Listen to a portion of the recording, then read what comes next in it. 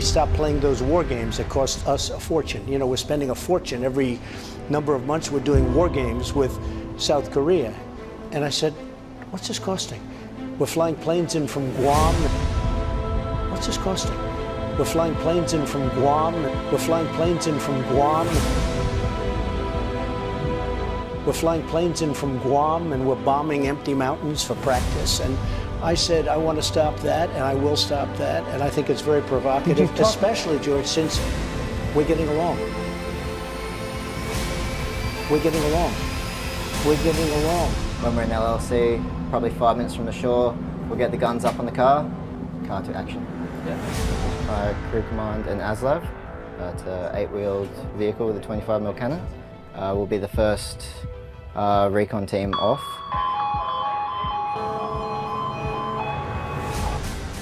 At the heart of regional defence anxieties is the South China Sea, a complex intersection of 10 sovereign domains, international waters, and a patchwork of contested territorial claims.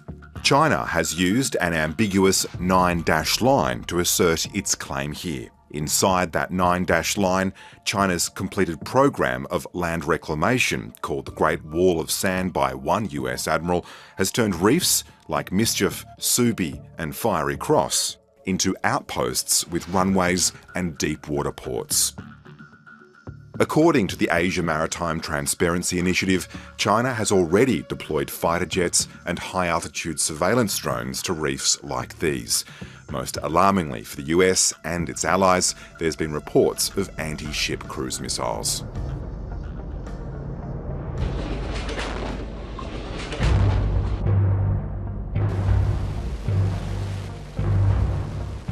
We don't know the answer to the question of Chinese intent.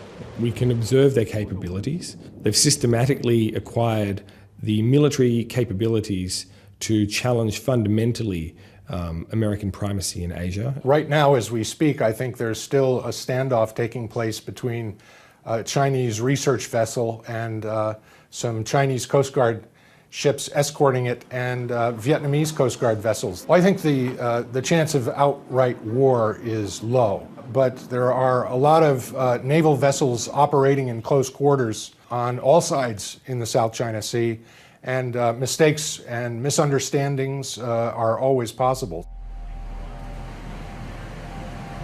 Both China and the US and its allies hold regular freedom of navigation exercises in which tensions can easily escalate.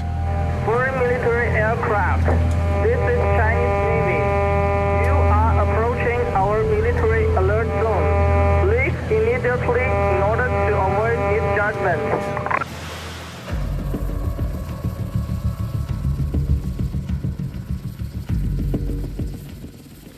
Today, I'm going aboard a US expeditionary force, fresh from navigating through the disputed South China Sea on its way to Australia.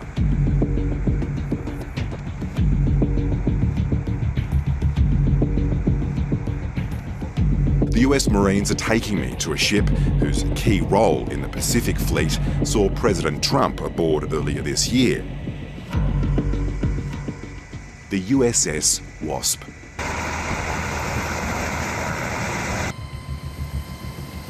The USS Wasp represents one of a number of ways that the United States will be trying to project power into Asia.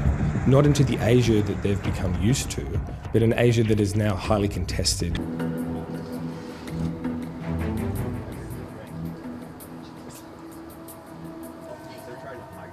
The busiest man on deck here must keep tabs on the coming and going of every aircraft. Welcome to Flight Deck Control, nerve focus area for the flight deck. Copy. As you can see, it can get pretty busy in here. Sometimes it can be frustrating, but it's rewarding when you see all the aircraft take off. The F-35s are a big hit out here. The posture the US has in our region, the Indo-Pacific, means there's 370,000 troops and personnel, 2,000 aircraft and more than 200 boats and submarines. The buzzword here is interoperability, how these armed forces systems mesh and work together.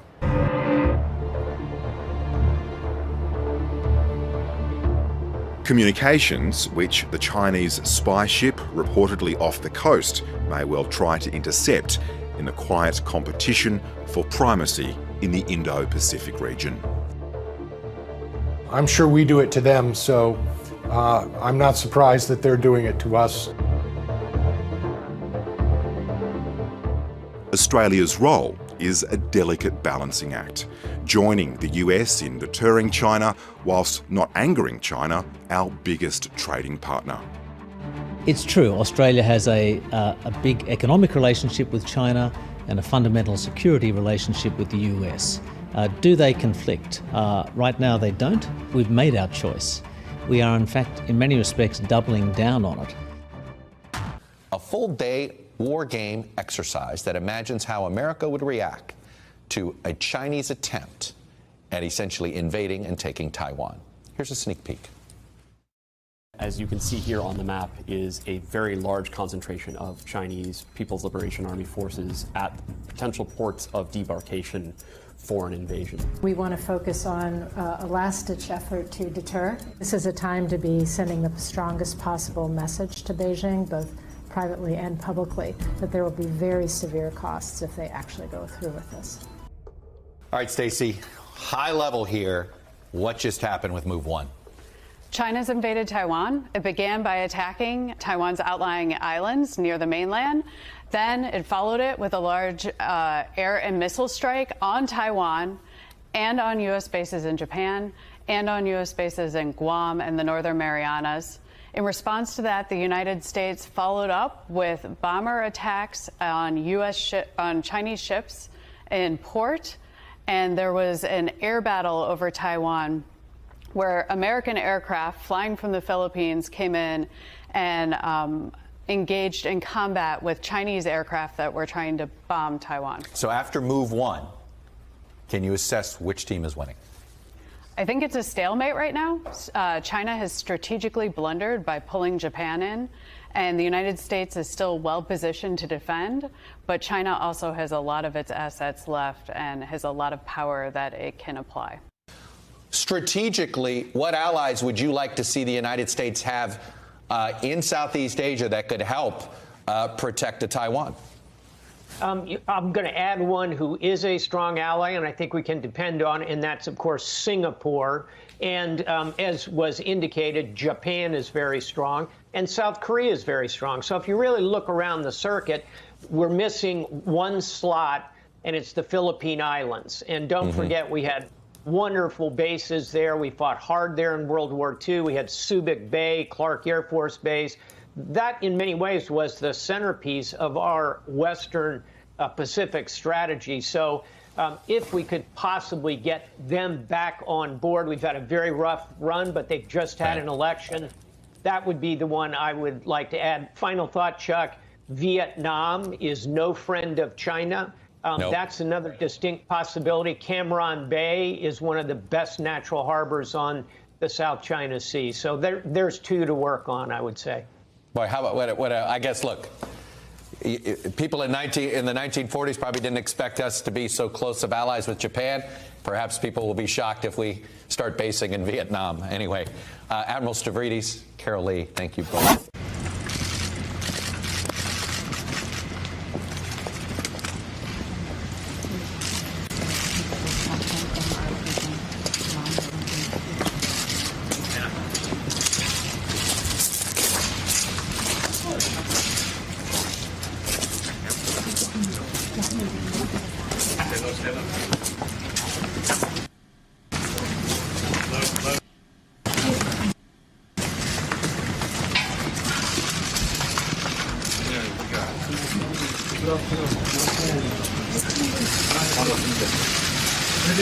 Good to see you again.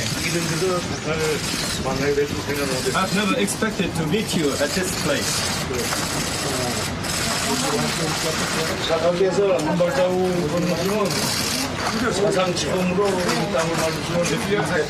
If your Excellency take a step forward, you will be the first U.S. president to cross this line.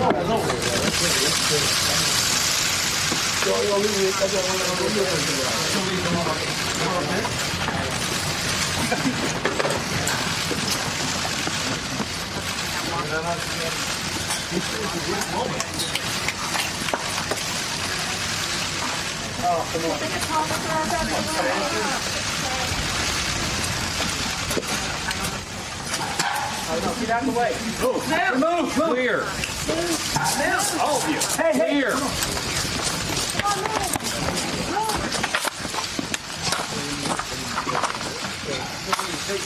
No. Hey. Feels very good. Hey. Come on. Come on. Move. Guys. Wait till they move. Come on, guys. Wait till they move.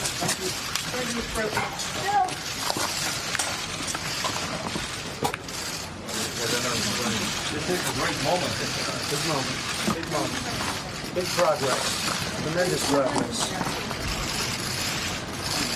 Yes, enough. Okay, guys, come on. Come on. Come on.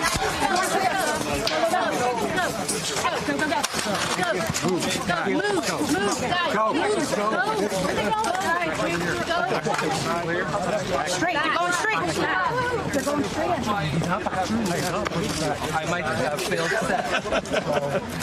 I was in Japan, and then I was supposed to and you said yes. I said Hey, Triple, we ain't done. How do you feel? Great. Feel great. It's a great honor to be here. Stop. Okay. As you can see, this shows that nobody has expected this moment. I don't have a shot. Mr. President, U.S. school right here.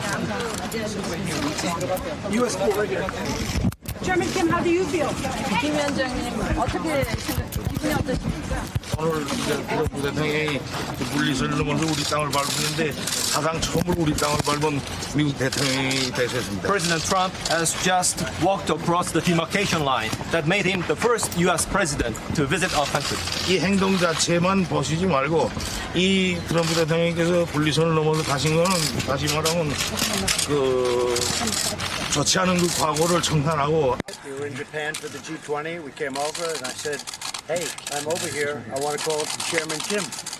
And we got to meet, and stepping across that line was a great honor. A lot of progress has been made. A lot of friendships have been made, and this has been in particular a great friendship. So I just want to thank you. That was very quick notice, and I want to thank you.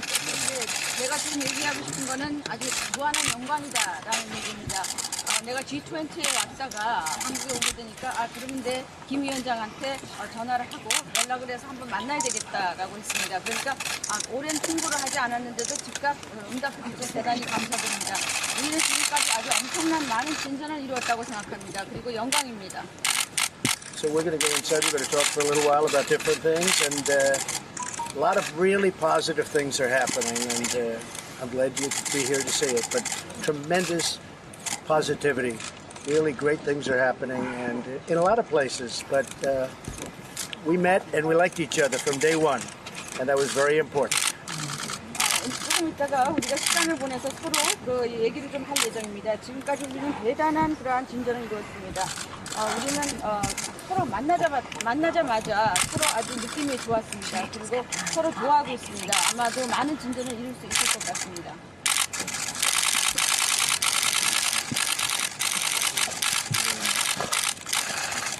Thank you, everybody. Thank you. Oh, sorry. I would invite him right now to the White House. Absolutely.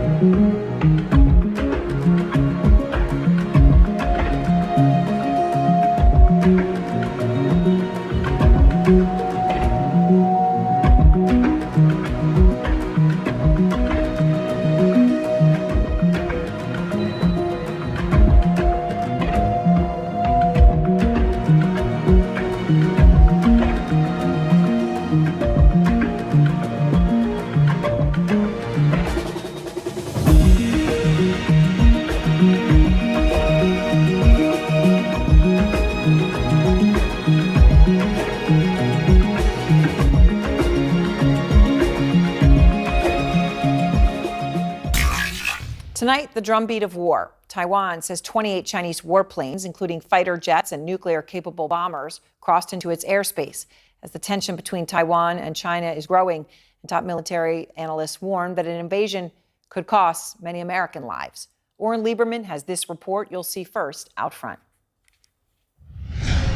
Taiwan is perhaps the most sensitive flashpoint between the U.S. and China.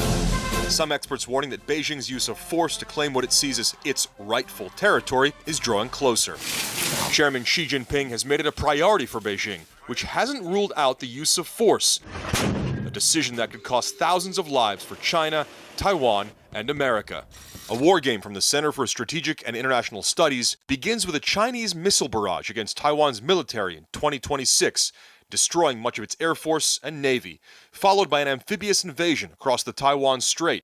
Taiwanese forces fight back using advanced U.S. weaponry, Patriot missiles for air defense, anti-ship missiles and torpedoes for sea defense, and its ground forces to defend the beachheads. Whatever the Taiwanese are going to fight the war with, they have to have that when the war begins.